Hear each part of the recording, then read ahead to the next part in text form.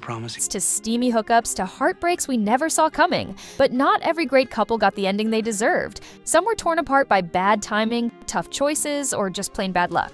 And others, they had all the chemistry in the world, but somehow still didn't make it. In this video, we're counting down the couples who should have ended up together, the ones who made our hearts race, who had something special, and who left us wondering, what if? You okay? I love you. Oh, God, oh my God, that just came flying out of my face. It was some kind of, I love you. I did it again. These are the pairs that fans still talk about, still root for, and still wish had one more shot at love. Welcome back to Cinema Clips, where today we're diving into the most unforgettable almost couples of Grey's Anatomy. And if you've ever shouted, "They belong together" at your screen, make sure to like, subscribe, and hit that bell, because we're reliving all the heartbreak and the what could have beens. Starting off at number 6, we have Cristina Yang and Preston Burke. The way I loved you was consuming. And eventually, you hold the carrot and I'll be chasing you. I have a family now. A life I want. I don't want you to work for me. You just offered me a job. I don't want you to work for me. I want you to take over for me. I have been wanting to leave for a while now, but I just haven't been able to find anyone that I was willing to give the Institute to until now. Wait. Cristina and Burke weren't just lovers, they were surgical soulmates. Dr. Burke, I know it's a lot to ask, but I would really appreciate it if you let me try my running whip stitch.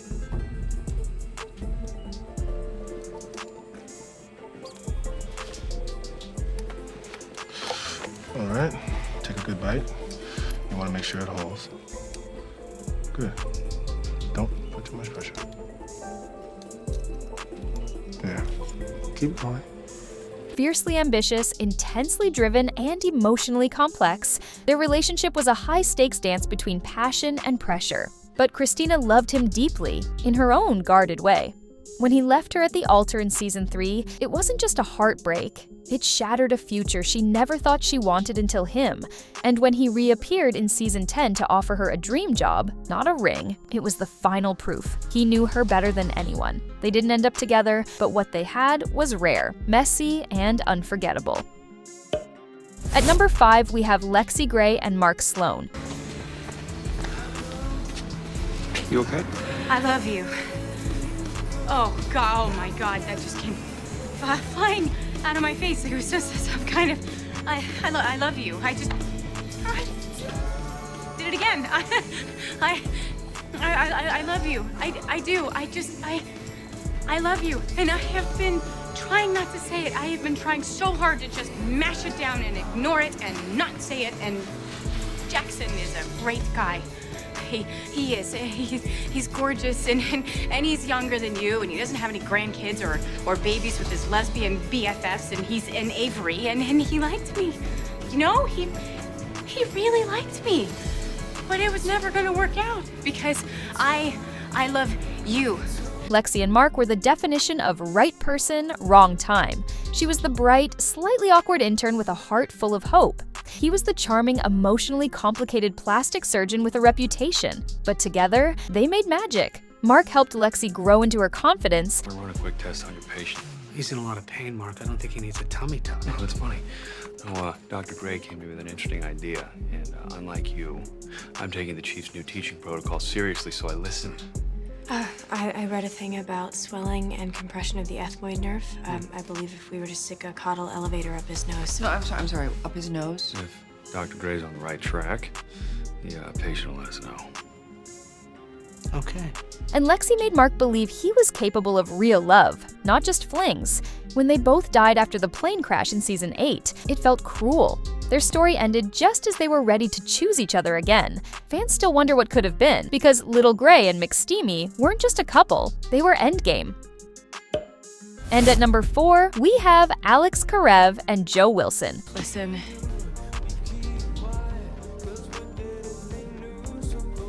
This isn't working. I need someone in my corner, and the more I look at it, the only person I have is me. Joe. And I don't want to make you choose between me and your friends. Your friend. But I can't keep feeling like everyone's second choice, especially not yours. So I'm gonna go stay with Steph for a while. Joe, stop. Oh my God. Alex and Joe were the unexpected love story that slowly, beautifully bloomed. Both were damaged in different ways. Alex, the once broken bad boy turned pediatric hero, and Joe, the runaway with a painful past hiding behind sarcasm and strength. But together, they built something that felt safe and healing. Their love wasn't flashy, it was real. They laughed, fought, and grew up side by side. Joe believed in Alex when no one else did, and he stood by her through her darkest breakdowns. He hit you. It just got so bad. When bad things come, they come suddenly, without warning. I don't know what's gonna happen now. Nothing's gonna happen. You're safe. All right, you're safe here. You just need to get some sleep. All right, just try and sleep. If you need anything, I'll have my cell. Where are you going? We rarely get to see the catastrophe coming. Alex, what are you gonna do? They got married, dreamed about kids, and made it through trauma after trauma. That's why his exit hurt so badly. Alex leaving her in a letter to go back to Izzie and their kids felt like betrayal, not closure. Fans still struggle with it because Joe and Alex weren't perfect, but they were home to each other. And if any couple deserved to end up together, it was them. And at number 3, we have April Kepner and Jackson Avery. I want you, Jackson. I want you. April. I haven't been fair to you, I know, and I've really hurt you. And you're getting married. When that bus exploded and I thought you were gone. You're getting married.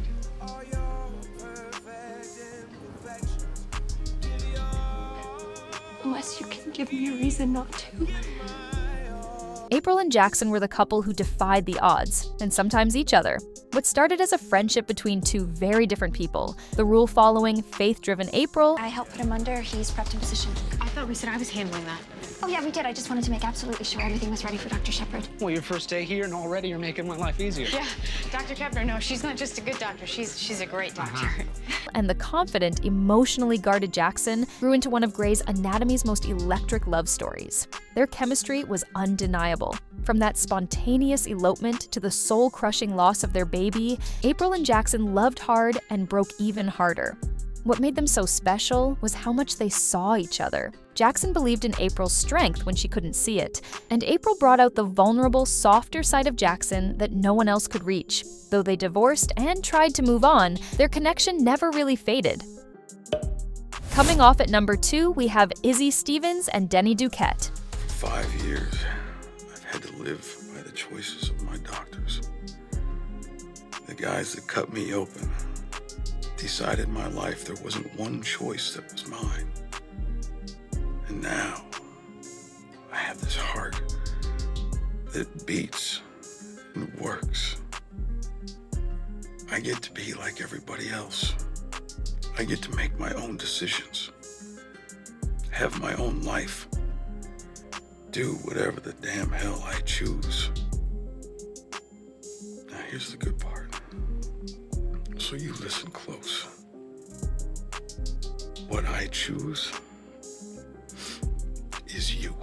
Izzie and Denny's love story was as dreamy as it was devastating. He was the charming heart transplant patient. She was the bright, big-hearted intern who fell for him hard and fast. What made their relationship unforgettable wasn't just the forbidden romance, it was the emotional depth. Izzie didn't just love Denny, she risked everything for him. I might have to shock you a few times. Do what? You feeling good? I think so. Explain this to me again. Okay, the LVAD has been inserted into your abdomen and is connected to your heart. This cord leads to the power source. This one is connected to the pump that pumps your heart for you. I have the crash cart, the defibrillator, the ambu bag, saline. Do what, Izzie? She cut his LVAD wire to bump him up on the transplant list, blurring every ethical line because she believed love should conquer all. And for one brief moment, it felt like it did. Then came one of the most gut-wrenching twists in Grey's Anatomy history. Denny died moments after proposing. Izzie, in her pink prom dress, collapsed beside his bed, and viewers were left shattered. Finally, at number 1, we have Meredith Grey and Nathan Riggs. Are you okay to drive? Do you want me to take you?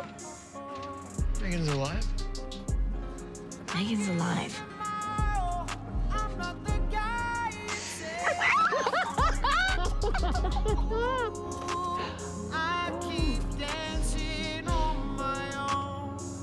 I'm sorry.